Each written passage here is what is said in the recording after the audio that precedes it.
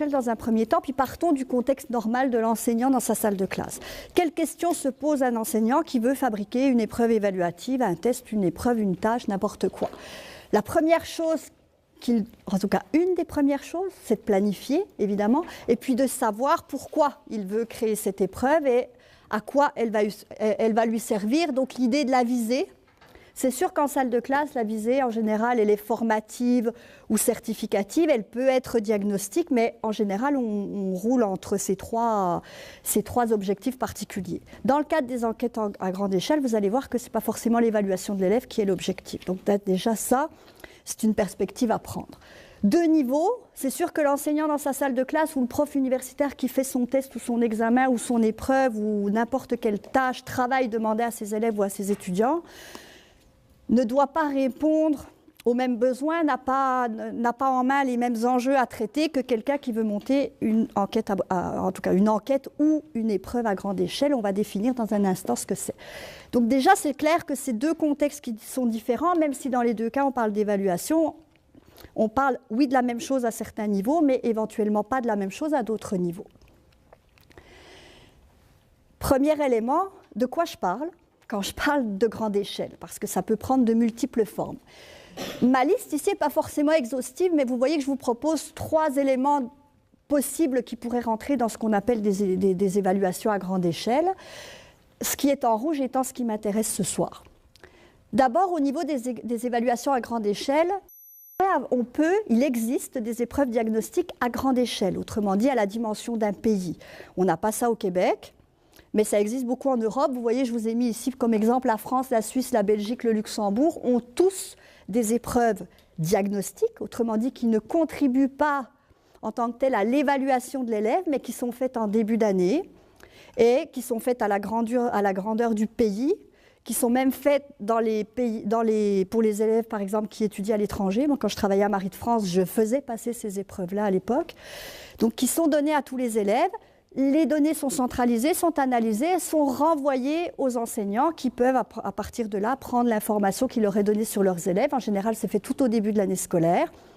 Et à l'heure actuelle, il semble que dans certains pays, ça je ne l'ai pas vu de mes yeux, mais c'est ce qui semble être le cas, c'est accompagné d'un guide pédagogique qui explique qu'un élève qui a tel score par rapport à tel type de question pourrait faire tel travail ou pourrait avoir tel parcours d'apprentissage où on pourrait l'aider de telle manière. Donc ici, on est vraiment dans l'idée de diagnostic, on est dans le cadre d'épreuves externes. Je les ai appelées externes parce qu'elles ne viennent pas de la salle de classe.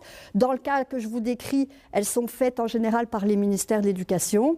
Aux États-Unis, il existe beaucoup d'épreuves de ce genre-là qui sont gérées par des organismes privés, Pearson, ETS par exemple. Donc ça, c'est la première catégorie, je dirais, d'évaluation à grande échelle. Autrement dit, on sort de la salle de classe.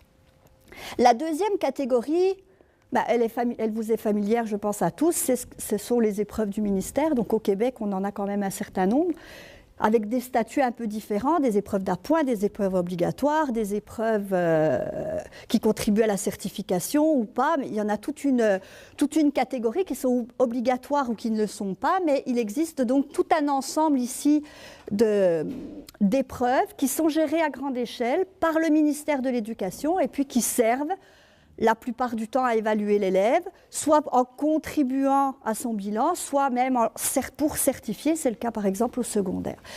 Donc on a aussi cette idée-là, quand on parle d'épreuves à grande échelle, on parle de ça aussi. Et puis le dernier élément, c'est ce qui m'intéresse aujourd'hui, ce sont ce que j'ai appelé les épreuves inscrites dans des enquêtes à grande échelle. Le mot inscrite signifie l'idée qu'il n'y a pas que juste l'épreuve. Il y a d'autres choses qui gravitent autour de l'épreuve, qui permettent de récolter d'autres données que simplement des données sur le rendement de l'élève. Ça signifie beaucoup de choses. Ça signifie d'abord que l'objectif premier, ce n'est pas d'évaluer l'élève. Ce n'est pas l'élève individuellement qui est l'objet. Ce qui est l'objet, c'est le système éducatif. Donc ça fait une différence importante. Il n'y a aucune contribution à l'évaluation des élèves. Je vais beaucoup parler dans les prochaines diapos de PISA. Il n'y a aucun enseignant qui va utiliser la note obtenue à PISA dans son bulletin. D'abord, c'est impossible parce que c'est juste un échantillon d'élèves qui passe PISA et que peut-être que dans vos écoles, vous n'avez jamais été sollicité pour le faire. Peut-être que d'autres, oui, mais ce n'est pas systématique, c'est vraiment un échantillonnage. Donc, ça serait absolument impossible d'intégrer ça à quelques processus d'évaluation que ce soit. Et ce n'est pas l'objectif. L'objectif, en général, bon, je l'ai mis de manière simple ici, ça peut varier un peu, mais c'est de faire l'état des lieux des systèmes éducatifs, c'est de faire des comparaisons.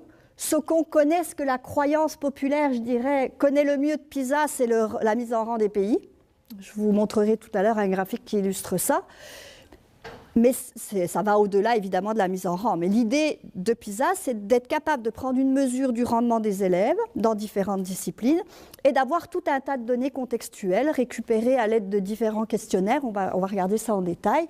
Et puis d'avoir finalement une base de données qui permet de produire des indicateurs de l'éducation, du monde de l'éducation, puis qui permet aussi de nous donner à nous chercheurs des données qu'on peut utiliser pour faire de la recherche. Ça veut dire qu'il y a tout un tas de problématiques en éducation qu'on peut adresser en utilisant ces données-là qui sont la plupart du temps relativement faciles à se procurer.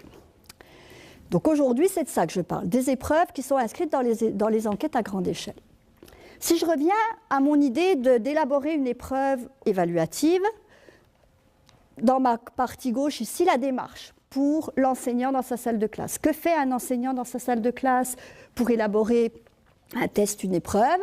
Mais il va définir la visée, il va planifier, il va déterminer le contenu qu'il veut mettre à l'intérieur de son épreuve, donc les contenus disciplinaires, les compétences qu'il veut évaluer.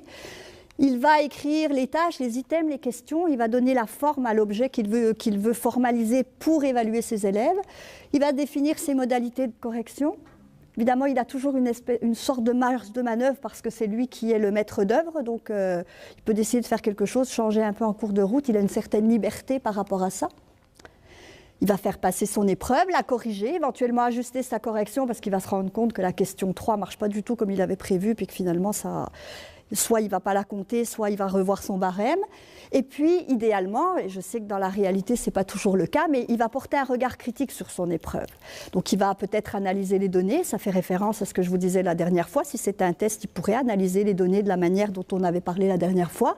Mais ça peut être une approche beaucoup plus qualitative que ça. Regarder les questions qui ont fonctionné, voir comment les élèves ont réagi à différentes choses.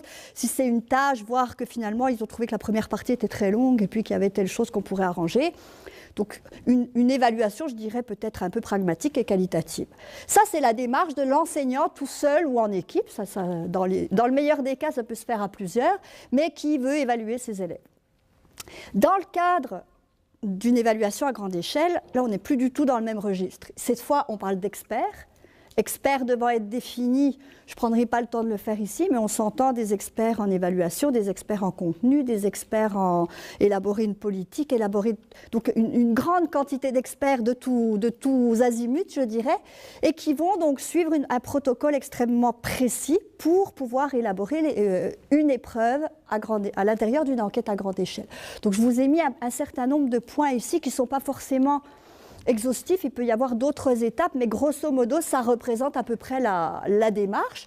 Donc, tout comme l'enseignant planifie, eux aussi vont planifier, donc ils vont définir les objectifs, élaborer un cadre de référence. Vous verrez que toutes les enquêtes à l'heure actuelle ont un cadre de référence. C'est d'ailleurs les documents qu'on a finalement quand on s'intéresse à ça pour comprendre comment les choses sont faites.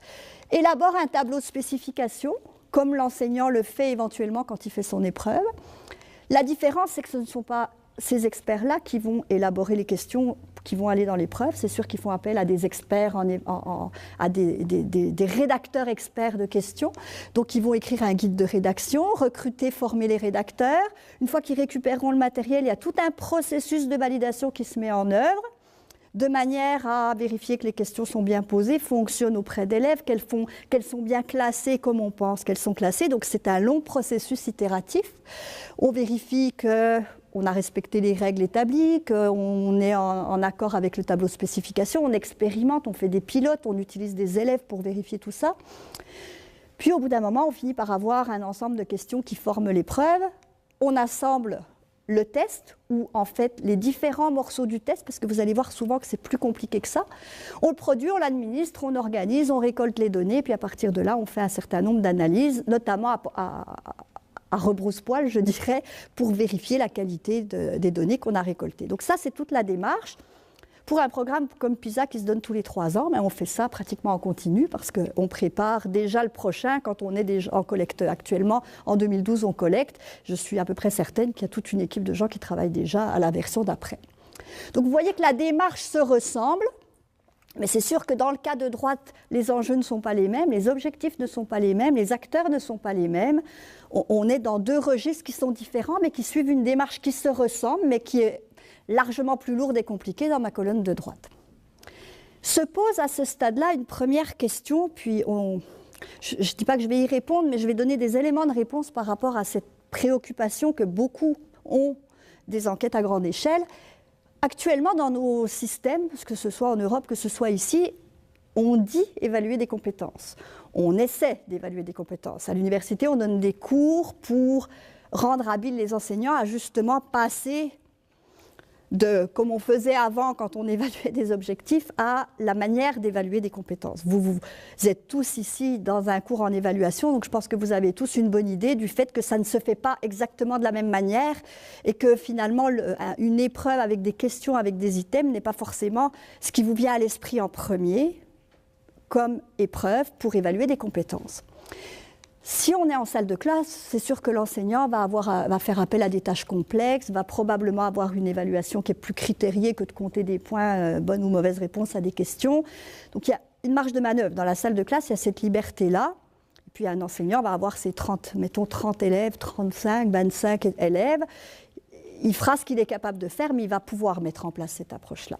Quand on parle de, je ne sais pas moi, 500 000 élèves qui passent PISA, on n'est plus dans le même registre. Donc on peut se poser la question, c'est celle que je vous ai mise ici, qu'est-ce qu'on évalue dans les enquêtes à grande échelle? Est-ce qu'on évalue vraiment des compétences? Est-ce qu'on évalue plutôt des connaissances? Il y a beaucoup de controverses, beaucoup de gens ont des avis sur la question. Donc je vais vous montrer ce qu'on évalue. Je n'ai pas la prétention de tout vous montrer, mais je vais vous montrer une partie de ce qu'on évalue dans ces enquêtes et vous pourrez vous faire une idée par rapport à ce qui est demandé. Ça va jusque-là? Pas de questions? Donc les programmes, de quoi est-ce que je parle? Parce que c'est sûr que j'ai cité PISA, mais on s'entend que PISA n'est pas la seule enquête à grande échelle, il y en a beaucoup. Donc mon premier objectif ici est de vous montrer qu'il y en a quand même un certain nombre. Et mon tableau n'est pas encore là forcément exhaustif, mais lorsque j'ai fait un travail pour justement essayer de faire le tour de ce qui existe, c'est ce que j'avais réussi à trouver. Alors c'est peut-être pas très très facile à lire, mais vous voyez qu'ici je propose une douzaine de programmes différents, qui sont tous en lien avec divers organismes, qu'on va regarder rapidement l'un après l'autre, qui portent tous des noms qui sont sous forme d'acronymes, parce que souvent ça va chercher toute une formulation longue, ce qui d'ailleurs, entre parenthèses, complique la vie quand on s'intéresse à ça, parce qu'une grosse partie de la littérature sur le sujet est en anglais, une autre est en français. Les acronymes en anglais et en français ne sont jamais les mêmes. Donc le premier travail qu'il faut faire, c'est déjà d'accrocher les deux pour voir si on parle de la même chose. Donc ici, vous avez les acronymes en français quand ils existent, ce qui n'est pas toujours le cas. Puis je vois qu'il manque un bout de mon écran, mais bon, peu importe. Si on regarde le premier groupe, celui que j'ai encadré en haut en vert, on a ici 3 programmes qui dépendent de l'OCDE. Si vous regardez, on a évidemment PISA, qui est le plus connu de tous, qui s'adresse aux élèves de 15 ans. Donc ici, on est par rapport aux élèves du secondaire. Les 2 autres, et en fait l'un a remplacé l'autre au fil du temps, vous allez le voir dans la diapo suivante, s'adressent aux adultes. Donc déjà, premier élément intéressant, c'est qu'on n'évalue pas seulement les élèves du primaire et du secondaire, mais qu'on évalue aussi les adultes. On verra tout à l'heure quel est l'objectif de faire ça. On a ensuite tout un groupe ici qui est géré par l'IEA, l'Association internationale pour l'évaluation des acquis scolaires. De ça, vous connaissez très probablement le PIRLS et le TIMSS, qui sont les 2 enquêtes les plus connues et sur lesquelles il y a beaucoup de recherche qui est faite parce que les bases de données sont quand même intéressantes quand on travaille en éducation. L'un s'intéresse à la lecture, l'autre aux mathématiques et aux sciences. Les cadres de référence sont très proches l'un de l'autre, c'est les mêmes personnes qui les ont fait, donc vous allez voir, ça se ressemble beaucoup. Dans les 2 cas, on s'intéresse aux élèves du primaire. 4e année pour la lecture et 4e et 8e année pour les mathématiques et les sciences. Et puis on a 2 autres programmes ici, CIVED et ICCS, il manque le I, qui s'adresse aux élèves de 14 ans, donc ici on est plus au secondaire, et qui s'intéresse en fait à l'éducation civique, autrement dit à la préparation des élèves à leur vie de citoyens. Voilà, merci, c'est le mot que je cherchais. L'une, encore une fois, ici il y en a deux parce que finalement l'une a remplacé l'autre. On a fait un certain nombre de modifications au fil du temps, puis l'une a été remplacée par l'autre, l'acronyme a changé et la direction a un peu changé aussi. On a ensuite, dans mon regroupement suivant, ici, vous voyez deux organismes différents, le Confemen dans un cas et l'UNESCO dans l'autre. Ces deux programmes-là ont la particularité de s'intéresser uniquement à l'Afrique. Donc, je pense que vous les connaissez, ce sont ceux certainement que vous connaissez le mieux. Donc, deux enquêtes à grande échelle différentes. L'une s'intéresse essentiellement aux pays francophones, puis l'autre ratisse éventuellement un peu plus large. Ici, on est 2e et 5e année, donc on est encore au primaire. Élèves de 6e année, je ne sais pas si c'est comptabilisé comme primaire ou secondaire dans le système, mais on est encore à la limite du primaire. Donc encore une fois, deux programmes, et vous allez voir qu'il y a une certaine fréquence, qui est peut-être moins évidente que pour les autres, mais il y a une certaine fréquence pour ça. On a ensuite YOLS, qui est un programme qui cette fois s'adresse aux adultes, donc un peu dans le même esprit que les deux qu'on avait en haut ici de l'OCDE. Ici, c'est la littératie des adultes, si on veut, puis les habiletés à utiliser dans la vie. Donc on voit vraiment l'idée de vérifier les acquis des adultes pour exercer leurs droits citoyens, mais aussi pour fonctionner, pour travailler à l'intérieur des sociétés. Et enfin, mon dernier regroupement, qui comprend en fait deux programmes à grande échelle, mais qui n'existent pas l'un en même temps que l'autre. Le PPCE a remplacé le PIRS. Donc pendant un certain nombre d'années, le PIRS a fonctionné. Puis les changements qui ont été apportés ont amené aussi un changement de nom. C'est le Conseil des ministres de l'Éducation du Canada qui met ça en place. Donc la particularité, si pour le PASEC et le SACMEC, ici on parlait de l'Afrique, ici on parle du Canada. Donc vous voyez que ce ne sont pas toujours des programmes internationaux.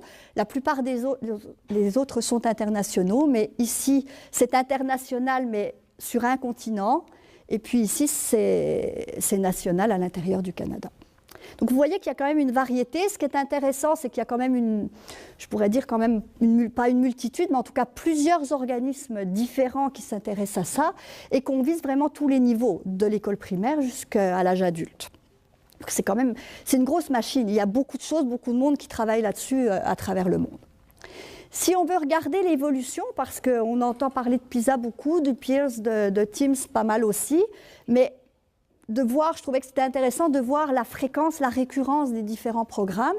Si on part du haut ici dans mon graphique, vous voyez que je vous disais que le Conseil des ministres de l'Éducation au Canada avait pendant de nombreuses années mis en place, et vous voyez à certaines périodes, à chaque année, le PIRS.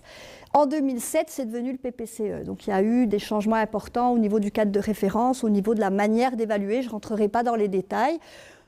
La dernière passation était en 2007. Pour le moment, je ne crois pas qu'il y en ait une deuxième. C'est possible qu'elle soit prévue, je n'ai pas vérifié. On a ensuite les deux lignes qui suivent ici avec les petits triangles, qui sont les deux programmes qui visent l'Afrique. Donc vous voyez qu'on a quand même une certaine régularité. C'est fait à intervalles, même si les intervalles ne sont pas toujours les mêmes. Mais il y a quand même une prise d'information qui se fait à plusieurs reprises et qui fournit beaucoup de données. On a ensuite ici les deux programmes qui s'intéressent plutôt à ce que j'appellerais l'éducation civique, donc avec une fréquence, mais finalement l'un est devenu l'autre, toujours géré par le même organisme qu'est l'IEA. On a ensuite Teams et Peers, et vous voyez ici, c'est une régularité de métronome, là, à intervalles réguliers, le Teams opère, à intervalles réguliers qui est décalé par rapport au Teams, le PIRLS opère. On a ici tous les programmes qui s'adressent aux adultes, qu'ils soient gérés par un organisme ou par un autre. Et vous voyez qu'ici aussi, on a une certaine régularité, même si ce n'est pas le même organisme. Et puis, évidemment, on a le plus connu de tous, qui est PISA, qui est aussi régulier que Teams, que la plupart de ceux qui sont réguliers. Donc, vous voyez que ça fait quand même, si vous regardez par rapport aux années qui découlent, ça fait quand même beaucoup d'évaluations qui sont passées par les élèves du monde. C'est sûr que ce n'est pas toujours exactement les mêmes. puis que finalement, on n'est pas forcément dans des écoles où ces choses-là sont passées, mais il se passe énormément de choses, donc il y a énormément de données qui sont récoltées. Un autre point aussi, c'est que j'ai fait commencer mon schéma ici aux années 90.